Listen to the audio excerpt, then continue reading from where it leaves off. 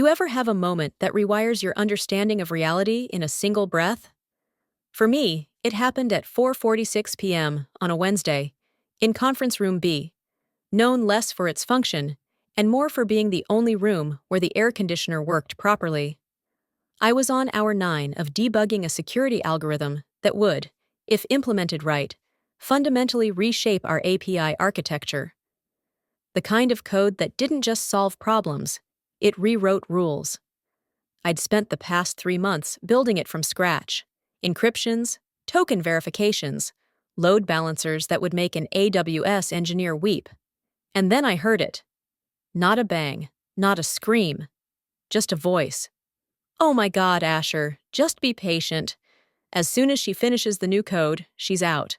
At first, I thought I'd misheard. The air vents whistled weirdly at certain times, echoing conversations from the hallway. But then came the second voice, deeper, familiar, and weak in the way people sound when they're groveling. "You promised, Sam. You said I'd take over once she was done." Samantha, the CEO's daughter.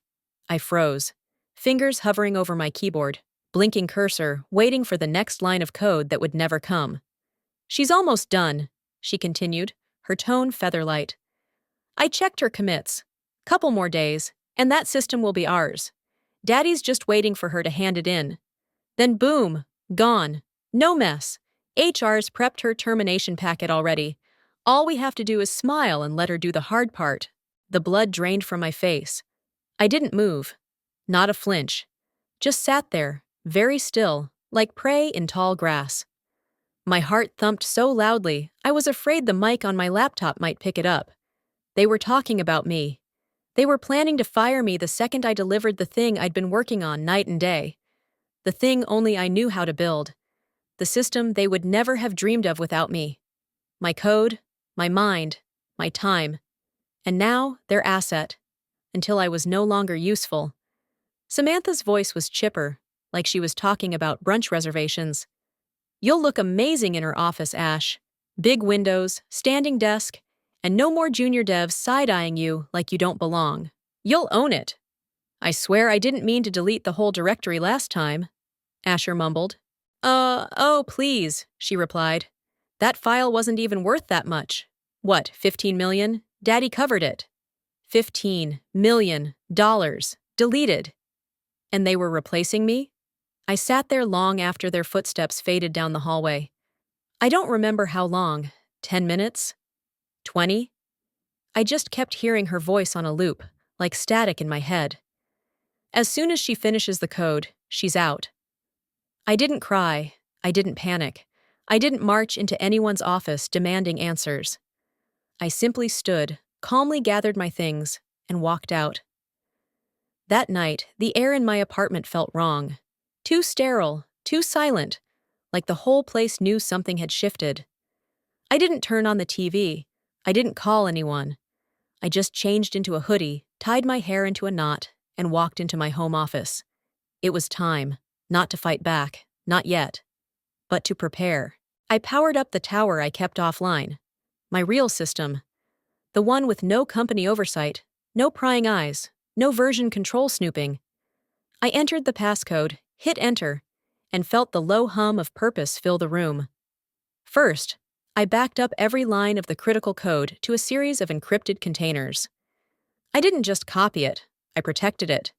Layered encryption, AES 256, salted hashes, split keys. Some stored locally, others obfuscated across a distributed drive network I'd quietly built using a VPN mesh. Then came the metadata, timestamps, logs, authentication records. All exported, all scrubbed, all signed. I wasn't just backing up code, I was building a ledger, one they couldn't touch or deny. I created a duplicate development environment, identical to the one at work. Sandbox tested, resource allocated. If they ever tried to replicate my system without me, they'd fail. Because the final algorithm wasn't just code, it was behaviorally trained, dynamic, context-dependent, and I hadn't written the final 3% yet. That part lived only in my head. At 2:17 a.m., I finished encrypting the last segment of the neural verification module. Then I opened a small, unassuming window on my secondary screen, a dashboard. Something I'd built quietly over the past 6 months to monitor server behavior patterns. I hadn't needed it until now. Now it would be my alarm system. I saved the logs, closed all files, disconnected the drive. Then I leaned back in my chair, staring at the ceiling, feeling a strange calm wash over me. They thought I was a stepping stone, a ghost in the system, a disposable technician. But what they didn't know, what they never bothered to understand, was that every empire built on stolen brilliance eventually collapses, especially when the one they're stealing from is watching. The morning after I overheard my own professional obituary, I arrived at work exactly 1 minute early. Not too early to raise suspicion, not late enough to give them the satisfaction. As I walked through the revolving glass doors of Onyx Tech, I didn't feel fear. I felt something colder, clearer, like ice in my veins, a steady, sharp awareness that never left me for the rest of the week.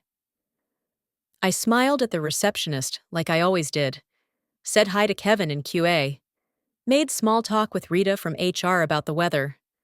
No one would have guessed that everything had changed, because I needed it that way. By 9:15 a.m., I was sitting at my desk with a coffee in hand, typing as if nothing in the world was wrong. But under my main screen, a private terminal blinked to life. Encrypted. Offline. Ghosted from the company's network. I used it to check the overnight logs from the security daemons I'd quietly installed across our dev servers. And just like I expected, there it was. A silent red flag. At 2:42 a.m., someone had accessed the main repository using my credentials. Only it wasn't me.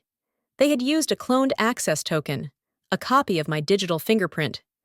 A clever move, if I hadn't anticipated it weeks ago, and embedded a timestamp-based identifier into all my logins. Every session had a hidden ID unique to the device I was using. Their clone didn't match. The system logged it, flagged it, and quietly pinged my external vault. I knew it would come to this. I just didn't expect them to be so fast about it. Over the next few days, I played the part of the loyal engineer with award-winning precision. I smiled. I nodded. I shared my screen during meetings, even walked Asher through part of the UI debugger while pretending not to notice how hard he was trying to impress the interns with terms he didn't understand. Meanwhile, I gathered. Every commit, every unauthorized login, every suspicious change that got, accidentally, merged into the production environment. I logged them all in a hidden drive nested within a seemingly innocuous folder labeled Onboarding Notes. It would have taken a forensic specialist to find it, and even then, they'd need the decryption key stored in a dummy Dropbox account under a pseudonym I created 6 years ago. And I started building the case. For every alteration Asher made under my name, I countered with a screenshot of the original code. Every sabotage attempt became a digital breadcrumb. When he edited a buffer parameter to cause timeout delays, I found the trace, down to the second, and stored it. When Samantha accidentally forwarded a copy of my architecture diagram to the board without attribution, I already had a signed and time-stamped copy submitted to legal, buried in a patent disclosure email she never knew I sent. They were playing chess with a checkers set. On Wednesday, the first real crack appeared. I was in the micro kitchen getting tea when I overheard Asher on a video call in one of the glass huddle rooms. His voice was low, but the door wasn't closed all the way. I only heard a few words. Already implemented it. No, she won't notice. It's better this way. She's too technical. Doesn't think like an executive. That last part almost made me laugh. As if being technical was a flaw. As if thinking like an executive had saved him when he deleted the last production dataset worth $15 million. The same data I had rebuilt piece by piece over 3 weeks, while he cried in the server room and Samantha spun the narrative that it was a vendor-side breach. I returned to my desk and opened a dummy shell. There, in the logs, was the footprint. He had copied one of my scripts, my signature performance tracing tool, and renamed it to System Health Watcher. It was supposed to run diagnostics. Instead, it was feeding him version tags, commit stats, and even lines of comments, all labeled as if he wrote them. I watched it for 10 minutes. Then I modified the diagnostic tags so they referenced non-existent files. Let him try to present those next time. The next day, I was called into a meeting. Samantha, Asher, my boss, Greg, the CTO, Victor, who rarely left his 27th floor office. The room was cold, too clean, a monitor on one wall, bottles of untouched mineral water, and 4 faces that tried to look neutral but couldn't hide what they were really there for. "We've been reviewing the status of the encryption module," Victor began. "There have been some inconsistencies in the implementation." I didn't blink. "Inconsistencies?" Samantha gave a sympathetic head tilt. "It's probably nothing. Maybe you've just been stretched too thin. We're thinking it might be time to bring in some extra eyes, just to support you."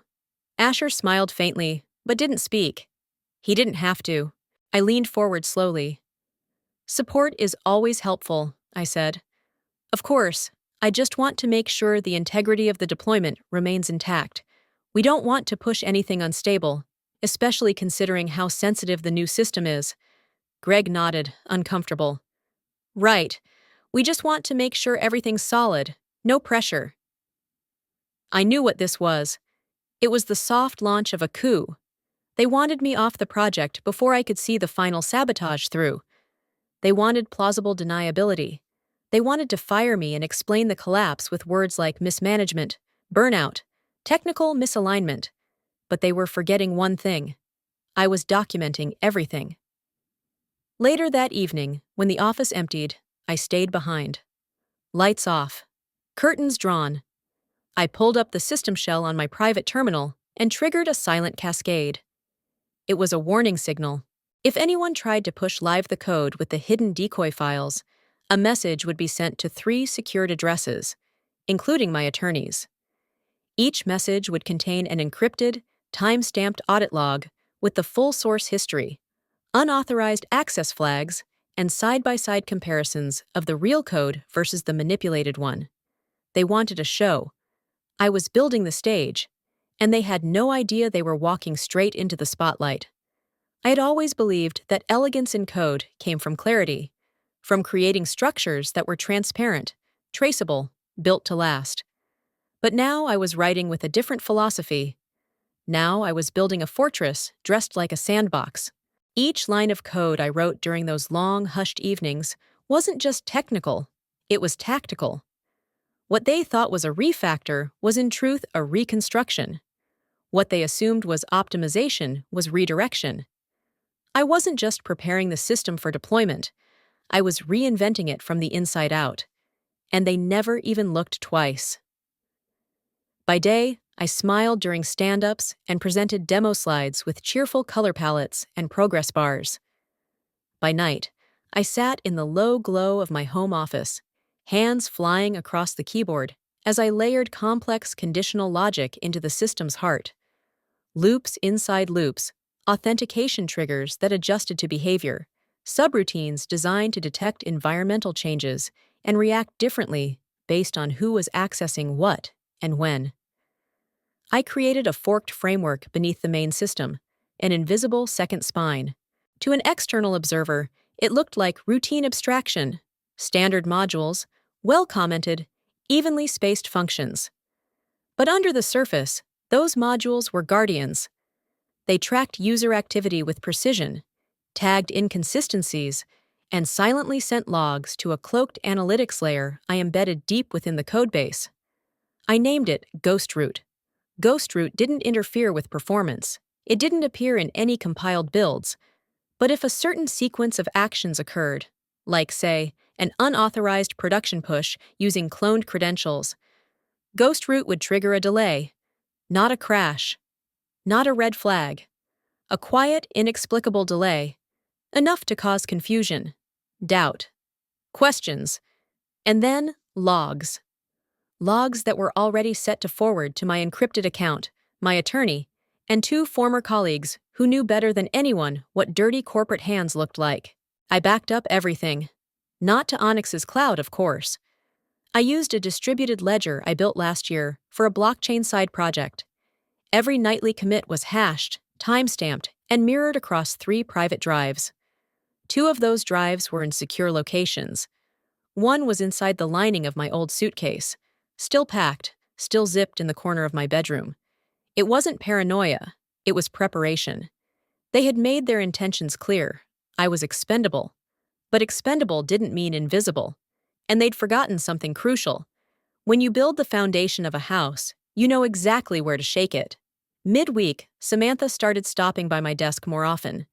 Not to help, just to loom. "You'll have it all finalized by Friday, right?" she said on Wednesday morning, teeth too white behind her red lipstick. "We want Asher to start presenting it in next week's strategy meeting." I kept typing. "It'll be ready." "Good," she said, twirling her coffee lid like she was the one who'd written a single line of the architecture. "Asher's really stepping into the role. Daddy's impressed." I didn't say anything. I didn't need to. I already knew Asher had been opening the wrong versions of the modules for days. I'd planted versions labeled Final Real and Live Deployment in obvious places. They were functional, yes, but barely. They didn't include any of the redundancies, sandboxing protocols, or fallback logic. If deployed in a real environment, they'd run. For a day, maybe 2.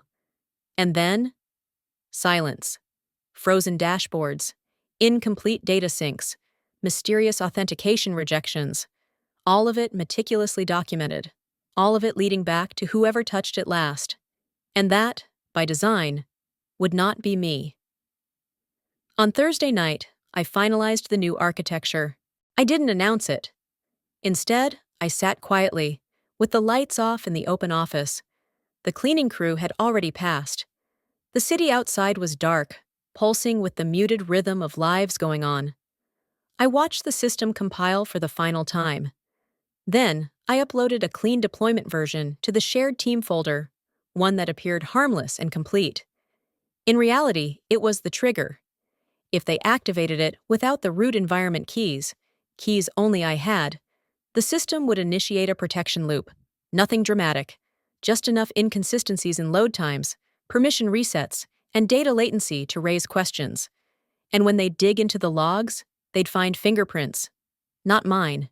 His. Asher had used my credentials to edit a live file 2 nights ago. I watched him do it in real time through the ghost logs. He thought he was being subtle, editing the timeout delay in the access module so it would crash under load. He was setting me up for failure. What he didn't know was that the real version didn't even use that module anymore. I'd replaced it 2 weeks ago. I looked at the screen one last time. Then I stood, unplugged my drive, and slipped it into my coat pocket. Before I left the building, I walked past the executive suite on the 27th floor. Through the glass walls, I saw Samantha and Victor standing over Asher's laptop, laughing. They looked like the future, perfect, polished, poisonous. Let them laugh, because by next week, that laptop would be a crime scene. And the empire they thought they'd inherited? It would be on fire. Monday morning began with a whisper. Not a shout, not a crash, just a slow, creeping silence. A kind of mechanical stillness that only engineers can recognize. The kind that says something is wrong, but not in a way you can point at yet. At Onyx Tech headquarters, the air buzzed with anticipation. A Tier 1 client demo had been scheduled for weeks. A back-to-back presentation marathon designed to showcase the new system, the very one I had finished last Friday. It was supposed to be the moment they proved their brilliance. Their vision, their claim that they were leading the future of digital security. But I wasn't in the building. I wasn't even in the city. I was sitting in a quiet cafe 2 towns over, sipping chamomile tea, watching sun-glinted traffic drift by outside the window. My phone was face down, my laptop closed, but in my coat pocket, a tiny blinking light on an encrypted drive told me what I needed to know. Trigger Z01A. System pause. Source: unverified credential. Environment: external client presentation. Status: sync loop active. They'd launched it, and it wasn't working. In the main conference hall, a massive wall screen blinked to life as Asher stood before a semicircle of executives from 3 potential enterprise clients. Each wore the same guarded expression, some skeptical, others intrigued. They didn't know it yet, but they were about to watch a slow-motion disaster unfold. Asher cleared his throat, voice full of confidence he hadn't earned. Ladies and gentlemen, what we've built is a next-generation access control system that, when integrated, will virtually eliminate your attack surface. It's smart, efficient, and live as of this morning. He turned to click the first slide. It loaded. Then he clicked the login interface. Nothing. A soft ping. Then silence. Asher frowned, clicked again. The screen blinked, flashed the Onyx logo, then returned to the same frozen state. "Apologies," he said quickly. "Let me refresh." Samantha was seated off to the side, smiling tightly, a nervous twitch forming beneath her left eye. Beside her was the assistant, the one she'd brought on last month, whose experience was in Instagram ad metrics, not live system rollouts. The assistant's face turned pale as she clicked through a backup dashboard on her tablet. "It's trying to load the Delta tab, but the data array isn't syncing." Victor entered the room at that moment, barely hiding his irritation. "What's the issue?" "We're seeing delays," Asher said, trying to sound casual. But the delays weren't delays, they were locks. The system was operating precisely as I designed it. Without full environment authentication, including the private token handshake stored only on my private node, the system would simulate partial functionality. It would spin, appear to work, and then slowly unravel. The clients began murmuring. One leaned toward another and whispered, "Didn't she say this was production ready?" Another asked quietly. Asher fumbled. "This isn't the full deployment environment, just a demo instance." That was a lie. They were using the production environment. They just didn't have permission to see the truth. Meanwhile, I sat across from a pond in the park just down the street from the cafe. I watched a duck paddle in lazy circles as the error log notifications began to flood my hidden inbox. Trigger 02B, interface load timeout. Source, rootless admin access attempt. Module, client Delta stream, locked. Each log pinged like a heartbeat. Not frantic, just steady, controlled. The assistant was now sweating. She tapped the screen. "This is the right build," she whispered to Samantha, voice tight. "The logs say pending verification, but I don't even know what it's waiting for." Victor asked again, this time louder. "Where is Michelle?" Samantha shifted in her chair. "She was supposed to be on standby." I wasn't. I had turned off Slack, disabled notifications. My phone had rung 7 times already, first from Samantha, then Asher, then Victor himself.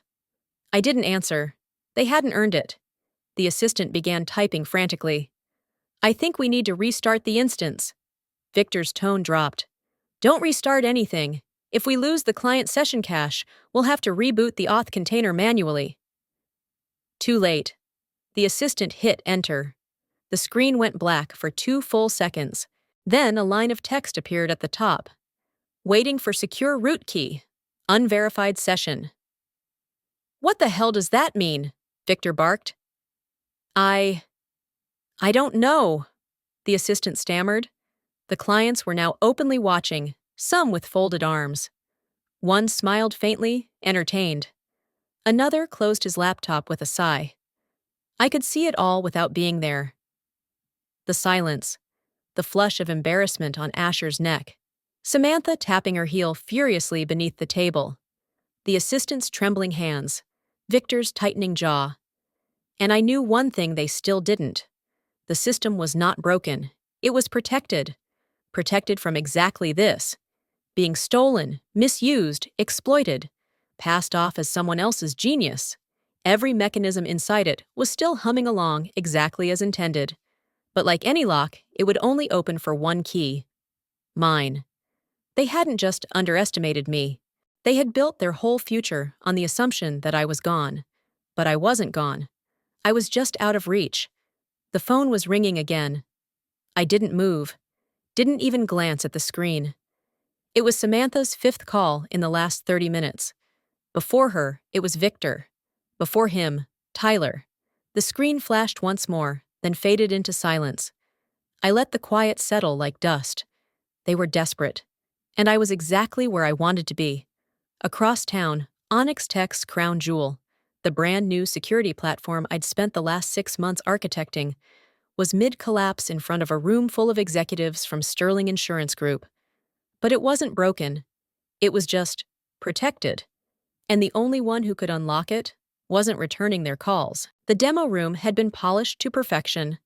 Mahogany side tables, finger food that no one had touched, presentation screens lit up with the company's logo, custom slide decks showing graphs and buzzwords in carefully chosen shades of confidence. But the moment the interface went live, it stopped. Dead. A login screen looped endlessly, spinning like a coin that never quite landed. Tyler stood in front of it, the clicker in his hand feeling heavier with each passing second.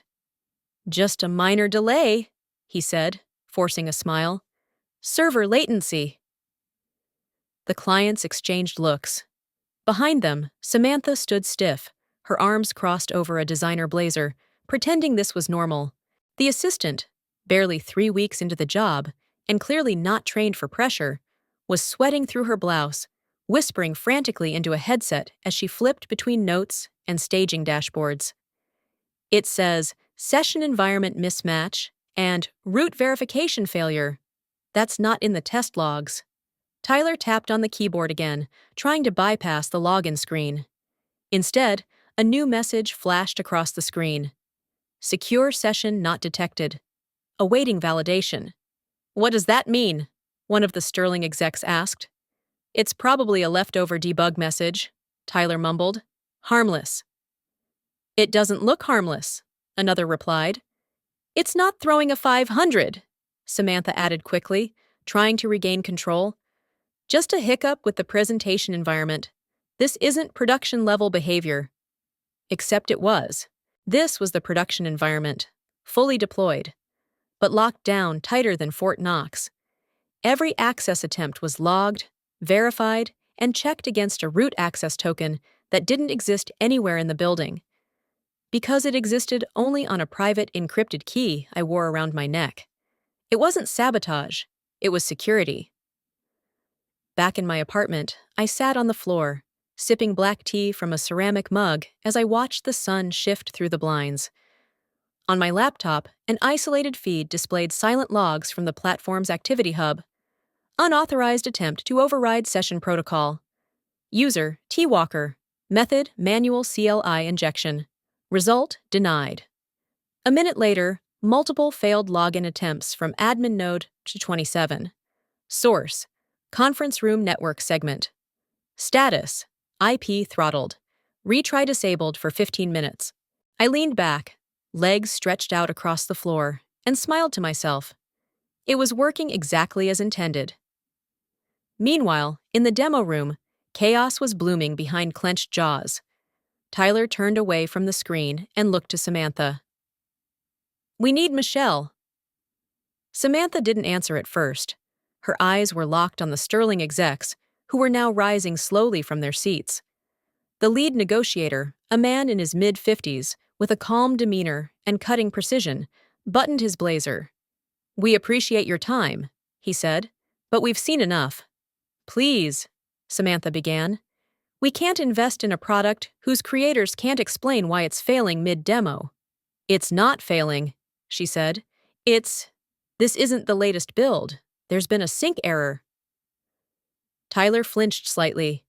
That was a lie, and they both knew it. The Sterling team left without another word.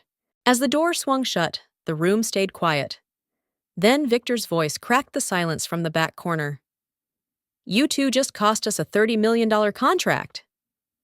"I didn't know," Tyler started, but Victor cut him off. "You launched code you didn't write. You bypassed the architect who built it. And you assumed you could replace her with a job title and a smile. They turned to Samantha. She stiffened. She's not answering her phone. Victor's eyes narrowed. And why would she? Outside, the sky was streaked with a soft gold hue. I walked to the kitchen and opened the fridge, suddenly craving something cold and simple. I poured a glass of water and watched the light pass through it. I thought about the system, how many nights I'd stayed up perfecting it, the logic gates, the fallback loops, the embedded behavioral filters that would only unlock if 3 conditions were met. The session was authenticated from the secure root. The user had passed live biometric confirmation. The instance was initialized by me. All 3 checks had failed, and now the system was doing what it was designed to do. Nothing. Unless I said otherwise. Let me know when you're ready for part 6, where the fallout spreads, Onyx faces mounting pressure, and Michelle receives a very different kind of phone call, one she's been waiting for. I thought it would feel like victory. When Onyx Tech's system locked up, when the presentations crumbled, when the executives flailed and the replacement they'd chosen froze up under pressure, I thought I would feel something like revenge, satisfaction, relief. But I didn't. I felt tired, like someone who had just stepped off a battlefield they never agreed to fight in. And once the adrenaline wore off, all that was left was the quiet. In the days that followed, I ignored the flood of messages. Samantha's tone shifted from snide to panicked. Asher tried playing the victim. Victor tried the legal route, sending emails asking for clarification on proprietary deployment triggers. HR sent a bland message requesting my assistance in stabilizing the platform. I didn't respond to any of them, because I had nothing left to give to that place. Then, one quiet Wednesday morning, barefoot in my apartment, halfway through watering a wilting monstera I forgot to care for, I got a call from a number I didn't recognize. I almost declined it, but something made me answer. "Hi," a calm, confident voice said. "Is this Michelle Race?" "Yes." "My name is Jenna Cho. I'm the CTO of Ethica Systems. I promise this isn't a pitch. I was wondering if I could take you to coffee, no pressure." I hesitated. "Why?" "Because we've read your work. Your old thesis on recursive data security, your deployment notes from the Onyx migration, the ones you published anonymously on that forum. We recognized your logic style. It's very distinct." My heart skipped. No one had ever said that before. "More importantly," she continued, "we saw what happened to you, and we believe no one should be treated that way, especially not someone who builds as beautifully as you do." I said yes. We met the next day in a small cafe downtown. Brick walls, soft jazz playing on vinyl. Not a whiteboard in sight. Jenna was composed, direct, but warm in a way I hadn't felt from anyone in leadership in a long time. "I don't want to hire you to fix something," she said.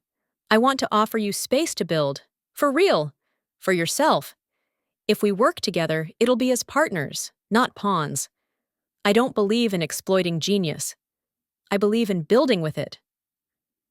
I stared at her, unsure how to respond.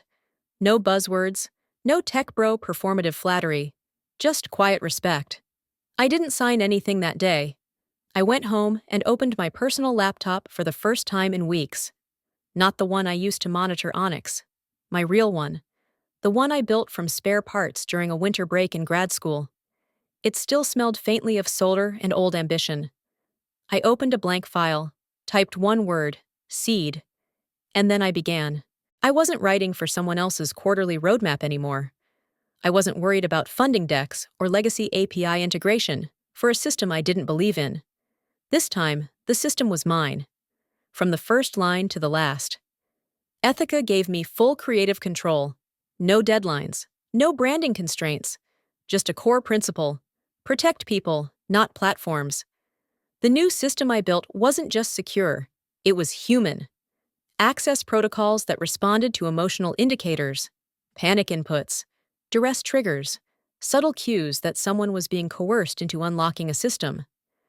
Privacy logs that showed not just who accessed what, but why. And flagged behavioral red flags in a way that prioritized transparency over punishment. Most importantly, I embedded a truth protocol, a framework that ensured no one could strip attribution from the system's foundation. Every innovation, every logic structure, every learning pattern was signed with digital DNA, proof of authorship, irreversible and transparent. No one could steal it again, and they wouldn't dare try. In team meetings, Jenna asked questions no one at Onyx ever did. Why did you choose that logic tree? How would this handle failure under duress? What's the ethical implication of making this decision automatic? We disagreed sometimes, but we never fought. We debated. We built. Every night, I left the office with my head clear and my hands tingling with the satisfaction of having created something real. Something that would outlast me, not because it was locked down, but because it was rooted in integrity. For the first time in my life, I wasn't guarding my work. I was proud of it. At the end of my third week, Jenna brought me a ceramic mug with my name etched into the side. Below it, a single line of code. If, respects you, stay. I laughed. And maybe, I'm not entirely sure, I cried just a little. Because after everything I'd been through, I was finally somewhere that understood the difference between using someone's brilliance and building something brilliant with them. It started with a whisper in the hallway, then a Slack message that vanished an hour later, then the calendar invites, dozens of them, flooding inboxes under the title, One-on-One with HR, Urgent. They always schedule the layoffs just after lunch. I don't know why. Maybe they think people will be calmer with food in their stomachs. Maybe it makes it easier to pack up a desk when no one's watching. Or maybe, just maybe, they want to catch everyone off guard. Too slow to process, too stunned to resist. Onyx Tech was falling apart. 3 weeks after the failed launch. 2 weeks after the second investor pulled out. 6 days after the panic really began. Tyler had been working late nights, running on caffeine and paranoia.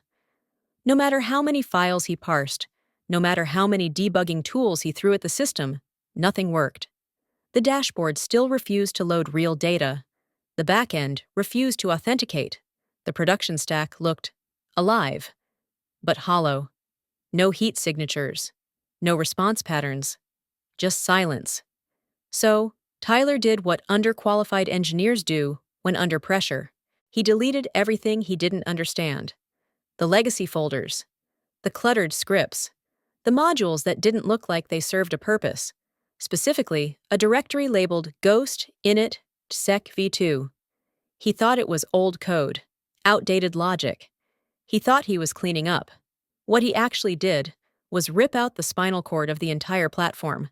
$15 million worth of custom development, 6 months of layered behavioral logic, gone in a single keystroke. And worst of all, he didn't even realize it. He thought the system still worked. Until Logan came in. Logan, who'd been with Onyx since before the rebrand, who remembered me, who had once sat in a corner of the dev floor watching me scribble logic trees on napkins, who had quietly admired the work but never said a word when I was replaced. Logan opened the logs and froze. He recognized the framework almost immediately. "Where's the ghost layer?" he asked Tyler, his voice hollow. "The what?" Logan stared at him. "The behavioral mirror, the session handling node, the virtual environment authentication that fakes full performance during unauthorized loadouts. Where is it?" Tyler blinked. "That was legacy stuff. I cleaned it." Logan didn't speak for a full 10 seconds. Then, quietly, "You didn't clean it. You killed it." Later that afternoon, a memo circulated. Unofficial, then scrubbed. Archival rollback unsuccessful. Backup keys compromised. Redundancy logs missing. And finally, from someone inside legal, "We can't prove the IP was ever ours. It's untraceable. Authorship logs point to a void." Because of course they did. I hadn't erased my work. I'd made it disappear from their version of reality. And in a way, they'd helped. They deleted the backups, deleted the metadata, wiped out the authorship claims I had embedded under their names, fingerprints I had laid like traps. Now, no one could claim they built it, and only I could prove that I did. Back at Ethica, my desk was a haven of calm. a mug of jasmine tea to my right, noise-canceling headphones tucked beside a notebook full of diagrams that only made sense to me. We'd just finished the fourth test run of the new privacy-resilient login API. It wasn't just fast, it was humane. Instead of endless cookies and third-party token loops, our login respected identity. Not just passwords, but context. Where you were, what device you trusted, who you were when you weren't being watched. We called it Grace. The tagline? You are more than your credentials. And people loved it. We'd already had interest from two major nonprofits, a public sector data reform group, and a whistleblower protection agency. I wasn't just writing code anymore. I was protecting people. Meanwhile, back at Onyx, the floor was a graveyard. Empty chairs, forgotten coffee cups, terminal windows still open on screens no one would log into again. The HR director stopped bothering with private meetings. She handed out final checks at desks now, one after another. Samantha was still on leave. Victor had gone fully silent. And Tyler, poor, foolish, arrogant Tyler, was now the only engineer left on the team. A team of one, sitting in a darkened office, staring at a screen that no longer spoke back. He finally reached out to me, sent me a message through my old dev account, one I'd locked down, but left open just enough to receive. Subject, please. Body, I didn't know what I was deleting. I'm sorry. Can we talk? I didn't respond. Not out of spite, out of clarity. The system wasn't broken. It was protected. It had done its job. And now, so was I. They didn't leave all at once. They left in waves. First, it was the back-end developer I barely remembered.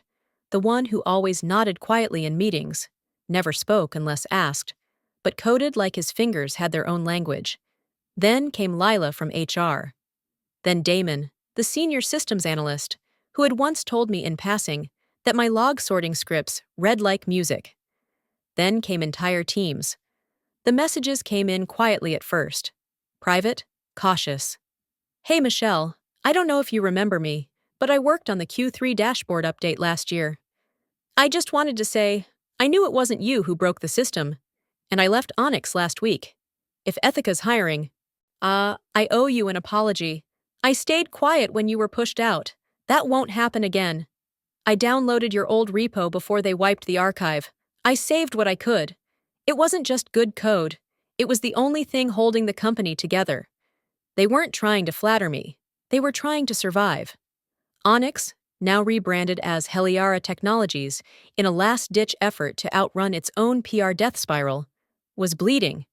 Not fast, but continuously. A slow, arterial leak of credibility, of trust, of people. You can't keep a tech company running if no one wants to work there. And no one did anymore. The collapse wasn't just internal. Clients fled too. The first loss came from Sterling Insurance. The demo disaster still fresh in everyone's minds. Then came Ventana Health, citing security concerns and unverifiable ownership rights. Then a federal contract application got quietly rejected after a background review. Their reputation was radioactive. No investor would touch them. And still, I said nothing. No blog post, no exposé, no dramatic tell-all. I just kept working. Because while Onyx was scrambling to hold on to ashes, I was building something new. Ethica was growing. We didn't announce funding rounds with balloons or hashtags. We didn't chase venture capital for sport. We picked our partners carefully, intentionally, and with every new team member who joined us, we built a little faster, a little stronger, a little more beautifully. I still wrote code every day. I wasn't managing. I wasn't directing. I was doing. And it felt like coming home. We shipped our first release candidate of the Grace Protocol in early spring. A self-healing trust architecture built around 3 pillars: consent, transparency, and recoverability. No backdoors. No shadow loggers. No user manipulation masquerading as UX. When someone accessed your data, you saw it. When something changed, it told you why. And if the system was attacked, it didn't lock up, it healed. We didn't make it bulletproof. We made it honest. And the world noticed. Requests came in from privacy-first startups, decentralized nonprofits, even a few EU regulators who wanted to explore adapting grace for cross-border data transfer laws. We weren't trying to be revolutionary. We were just trying to be right. And somehow, that had become revolutionary. Meanwhile, I kept hearing whispers about my old name.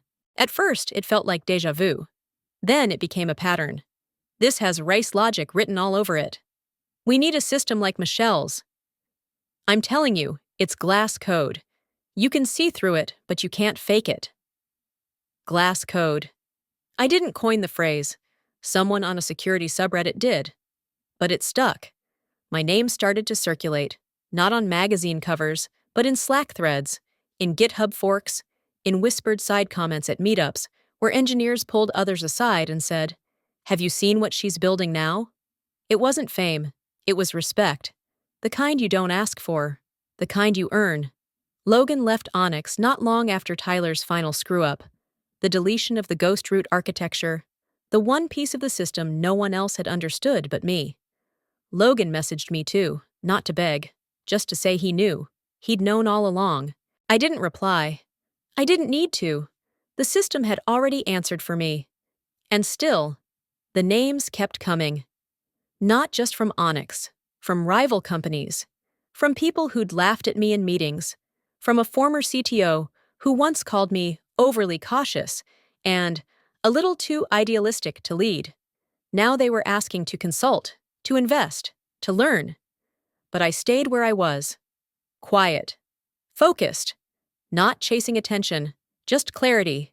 One night, I stayed late at the office. Everyone else had gone. My screen was dark, my hands quiet, and I stood at the window, watching the city shimmer like code across a monitor. I thought of all the pieces they'd taken from me, all the credits reassigned, all the lines deleted from history. And yet, here I was. They had tried to make me invisible. Instead, I'd become inevitable. I saw him before he saw me. He was standing just outside the glass walls of Ethica's reception floor, pacing under the awning, shoulders hunched against the wind, hair wet from rain that hadn't been forecasted. He looked smaller than I remembered. Logan. I hadn't spoken to him in over 8 months, not since the day I walked out of Onyx for the last time, leaving behind my badge, my code, and a system they would never understand. He looked like a man who had nothing left to rehearse. My phone buzzed. "There's a Logan Maddox here to see you. Says it's personal. Okay to tell him you're unavailable?" I stared at the message, then typed slowly. 10 minutes. I didn't owe him more than that. When I walked into the small meeting room, Logan stood immediately. He didn't smile, didn't posture. He just looked tired. I sat without a word. He stayed standing a few seconds longer, then quietly took the chair opposite me. There was a long pause, broken only by the faint hum of the office lights. "I've come here 3 times, he finally said. "You just didn't know." I said nothing. I walked past this building. I stood outside. I rehearsed what I was going to say, but I never had the nerve to walk in until today. Still, I said nothing. 10 minutes, no more. He took a deep breath. "Michelle, I should have spoken up." He didn't say, "I'm sorry, not yet." Instead, he leaned forward, elbows on the table. "I remember watching you debug the load balancer on the production instance in under 4 minutes. You didn't even look stressed. I remember the way you layered encryption on Ghostroot like it was origami. The night after you left, Tyler asked me what the initsec folder did. I couldn't explain it, and neither could he. That wasn't surprising. But I let him continue.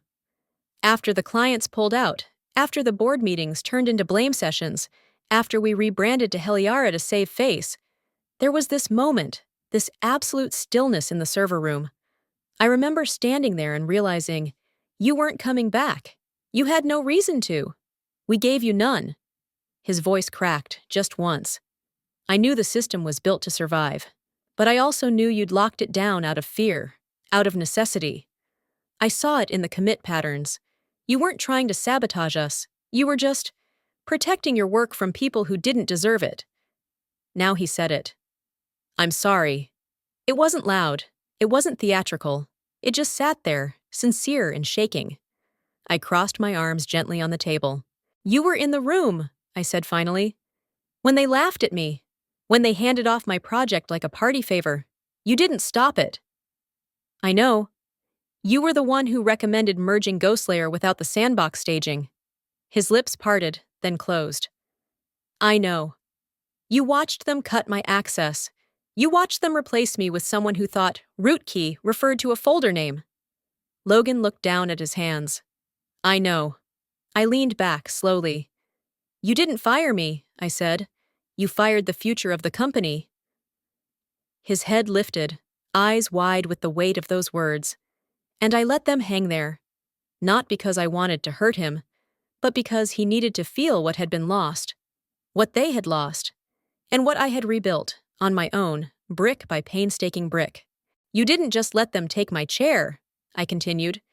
"You let them erase me. And now the system is gone. The architecture's in shambles. Clients have left. Investors don't return calls. Your codebase is a mausoleum with my ghost echoing through the walls." Logan didn't defend himself. He didn't cry. He didn't bargain. He just sat in the wreckage of everything I said and nodded. "I wish I'd left with you," he said.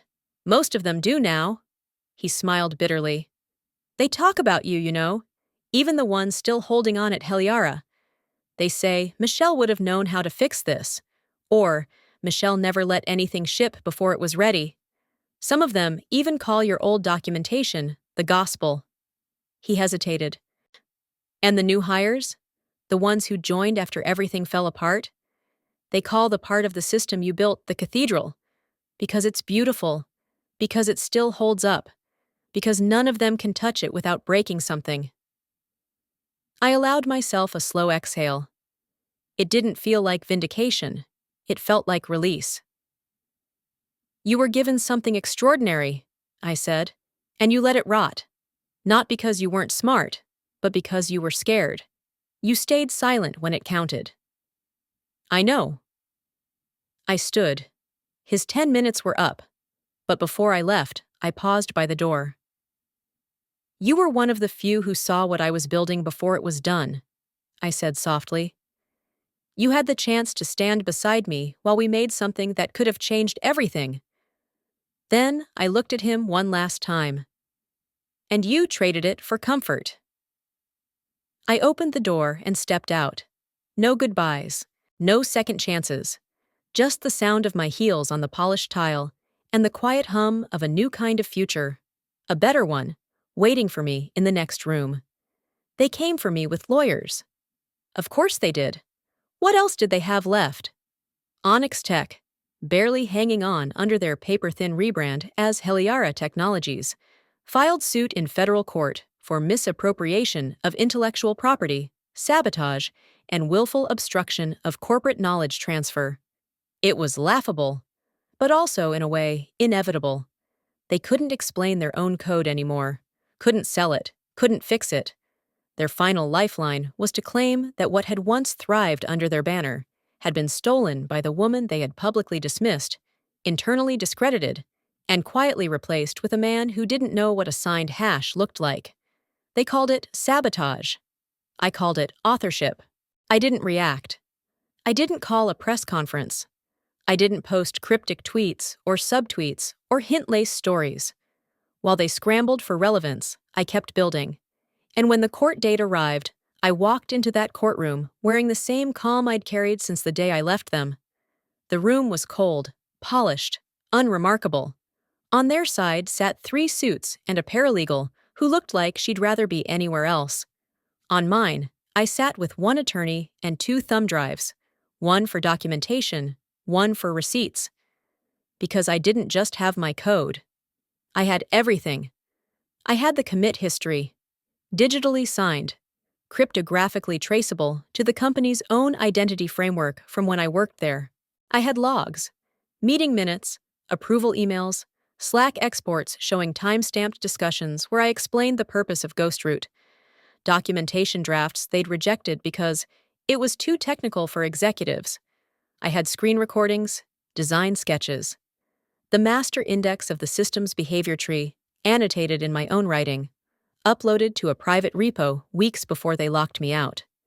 I had the emails from legal declining to sign off on my final backup transfer, flagging it as non-standard, despite it being their only copy of my full architecture. And, most damning, I had a forensic record showing that the production system's root modules were deleted 2 weeks after I left. They deleted the core themselves, then blamed me. The courtroom didn't erupt in gasps or headlines. It simply turned. One by one, their arguments collapsed. Their timelines didn't match. Their proprietary innovations were traced to documentation I had written and signed. Their expert witness fumbled a question about the behavior logic I had personally invented. Their lead counsel tried to recover with a last-ditch emotional appeal, describing me as a disgruntled former employee acting out of vengeance. I said nothing. My attorney didn't even object, because the documents were louder than anything I could say. The ruling came down 3 weeks later. Michelle Rice is the verified and sole author of the architecture in question. The plaintiffs failed to maintain stewardship of the code, documentation, or internal authorship verification. The court finds no evidence of malicious intent or unauthorized replication by Ms. Rice. In fact, the record demonstrates due diligence on her part to transfer knowledge upon exit, which was rejected by the plaintiffs. The case is dismissed with prejudice. All counterclaims in Ms. Rice's favor are granted. I didn't celebrate, because it was never about winning. While they fought to take my name off something they never understood, I had already written something new. The Grace Protocol was live in 26 countries now. NGOs, medical networks, decentralized academic communities, even a few startups in under-regulated markets using our system as a way to prove that ethics could be profitable.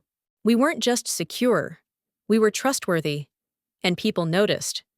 We weren't viral. We were quiet, but trusted. We had been approached by entire governments asking how we designed a system that could prevent abuse before it began, how our logic trees self-audited, how our consent logs embedded accountability without punishment. One by one, the right people began to adopt what we built. They didn't ask how many patents we had. They asked how we slept at night. And I told them, peacefully, because I didn't build this for applause. I built it because someone had to. And now, when people said my name, they didn't talk about courtrooms. They talked about integrity. They talked about Rice logic, a way of building systems that could bend without breaking, that could defend without exploiting, that didn't punish the user for being human.